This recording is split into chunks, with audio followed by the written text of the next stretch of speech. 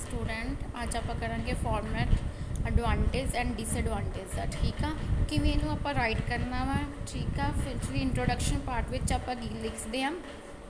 First sentence which आप की लिखते हैं, do rewrite statement in your words by using synonyms and passive और एक्टिव सेंटेंस है।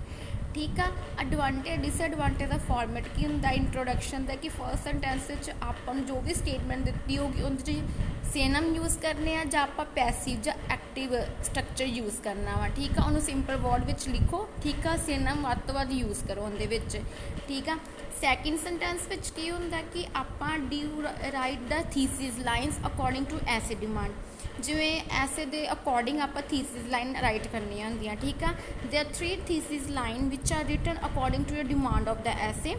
डिमांड जिमें दी ऐसे दी होगी उस अकॉर्डिंग आप थीसिस लाइन लिखनी है। ठीक है, फर्स्ट आप देखो एडवांटेज डिसएडवांटेज 3 मतलब कि अपने को टाइप्स होंगे वा। फर्स्ट टाइप देखो अपने को ओपीनियन लैस विद ओपीनियन के नाल, थर्ड अपने को विद ओपीनियन प्लस आउटवेट दिता होंगे वा।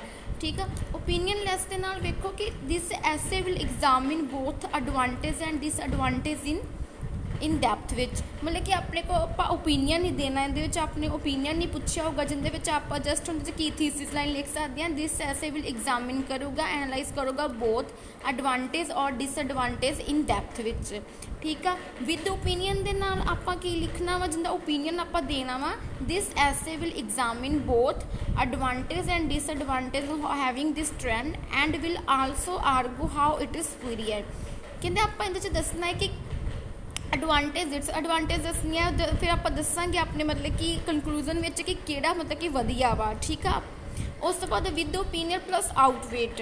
ठीक है, this essay will examine advantage of working from home which are absolutely for outweigh the disadvantage है। देखो जिंदे आप आउटवेट दसनी होगी उनके आप की लिखना वा कि दिस ऐसे विल एग्जामिन करूँगा एडवांटेज ऑफ वर्किंग होम में। जस्ट एग्जाम्पल ले ली वर्किंग होम तो।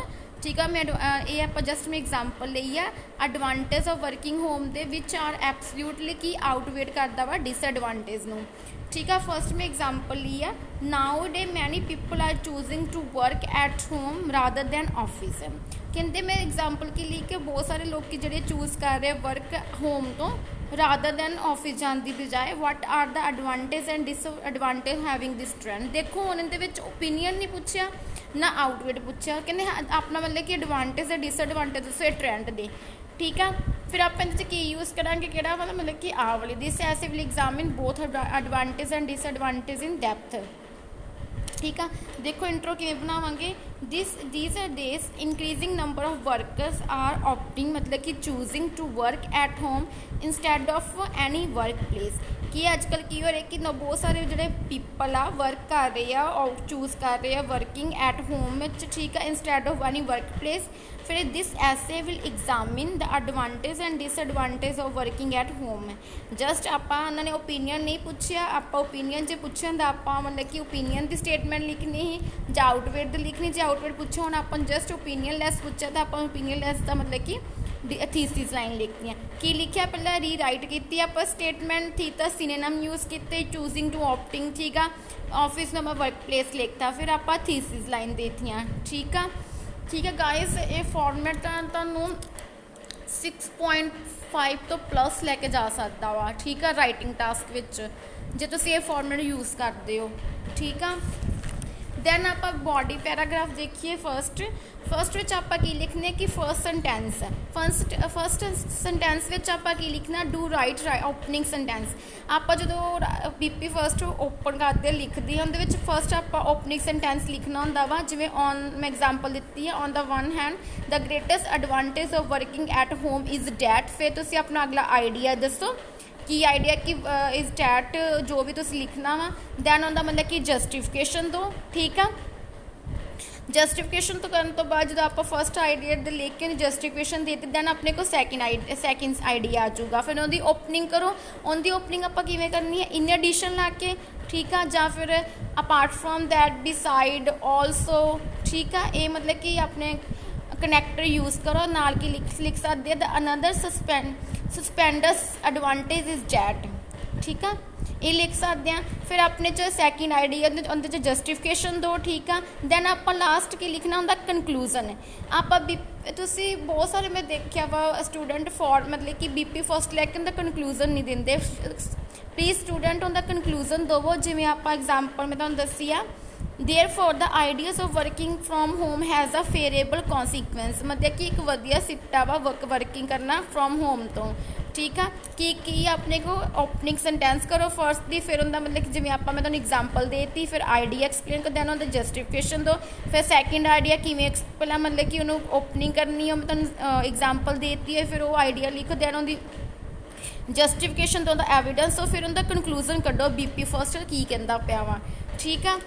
सैकेंड विच तुसीं दसना वा कि ओपनिंग सेंटेंस लिखना, सैकेंड जो BP2 लिखना वा, उनकी पहले ओपनिंग करनी है किवें the main drawback of above mention setback is that, जां लिखो the greatest disadvantage of working at home is that, तुसीं ये भी लिख सकते हो। फिर मतलब कि फर्स्ट डिसएडवांटेज लिखो, राइट करो, फिर उनका एविडेंस उनकी आइडिया मतलब कि जस्टिफिकेशन दो, फिर सैकेंड सेंटेंस ओपनिंग करो, उनका आइडिया लिखो, दैन उनका एविडेंस जस्टिफिकेशन दवो, दैन उनका कंकलूजन लिखो BP2 विच तुसीं की कहना चाहते हो। जस्ट मैं एग्जाम्पल दी है।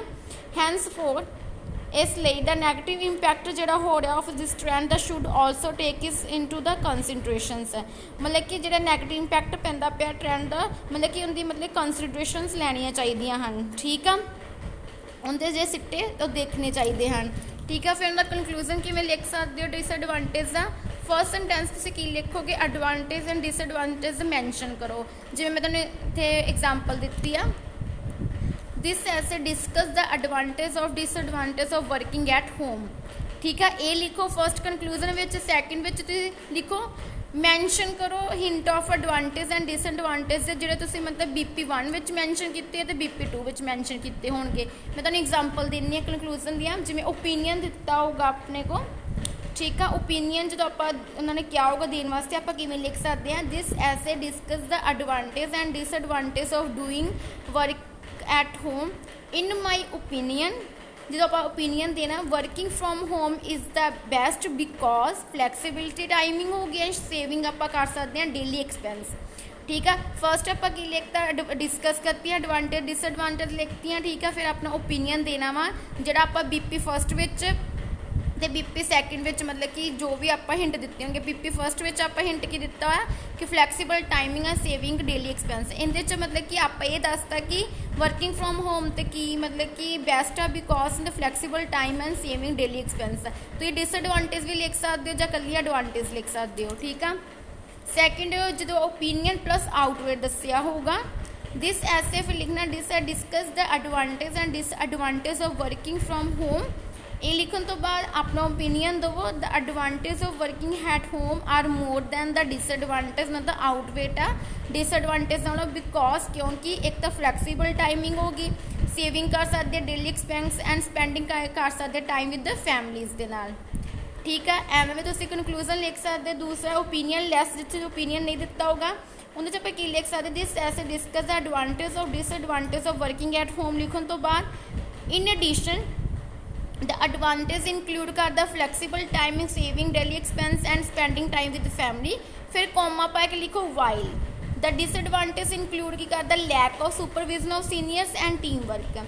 वो स्टूडेंट देखो आप जिथे ओपीनियन लैस दिता होगा, जिथे आप ओपीनियन क्वेश्चन का पूछा होगा अपना, उनके तुसीं दोनों दसने एडवांटेज और डिसएडवांटेज, मैं तुहानूं दसता किवें दसना वा, ठीक है। जो आउटवेट दसिया होगा तो आप उहदे च लिख देवांगे कि सब तो एडवांटेज मतलब किंदियां या डिसएडवांटेज किंदियां, मतलब आउटवेट कौन करता पिया, ठीक है। इहदे च मैं दसता कि एडवांटेज जिहड़ियां वा working at home more than मतलब ज़्यादा, फिर आप उनका लिखना वा भी आप फ्लैक्सीबल टाइमिंग हो सकती है, एडवांटेज जब आप घरे काम करांगे सेविंग कर सकते हैं, अपने डेली एक्सपेंस टाइम स्पेंड कर सकते फैमिलीज़ के नाल। जो आप ओपीनियन पूछा होगा अपना ओपीनियन आप की देना कि वर्किंग होम तो जी बेस्ट आ, ये अपना ओपीनियन है। जो तुहाडा ओपीनियन है कि working from office work place तो बेस्ट आ, वो तुसीं लिख सकते हो क्यों आ, ठीक है। गाइस प्लीज़ फॉलो करो इनू, ये फॉर्मेट बहुत वधिया जे तुसीं यूज़ करो अपनी राइटिंग विच, दे तुहाडे मतलब तुसीं अपना फॉर्मेट सही किया, अपनी ग्रामर सही करते हो, ठीक है। पंचुएशन मतलब कि बहुत वधिया तरीके नाल यूज़ करते हो, तुहाडे ਬਿਆਨ ਕੀਤੇ ਨਹੀਂ ਜਾ ਸਕਦੇ। ਜੇ ਤੁਹਾਡੇ ਆਈਡੀਆਸ ਵਧੀਆ ਵਾ ਠੀਕ ਆ 6.5 ਜੇ ਤੁਸੀਂ ਵਕੈਬ ਯੂਜ਼ ਕਰਦੇ ਹੋ 6.5 + 7 ਤੋਂ ਅਬਵ ਵੀ ਜਾ ਸਕਦੇ ਆ। ਠੀਕ ਹੈ guys, please share, subscribe and like.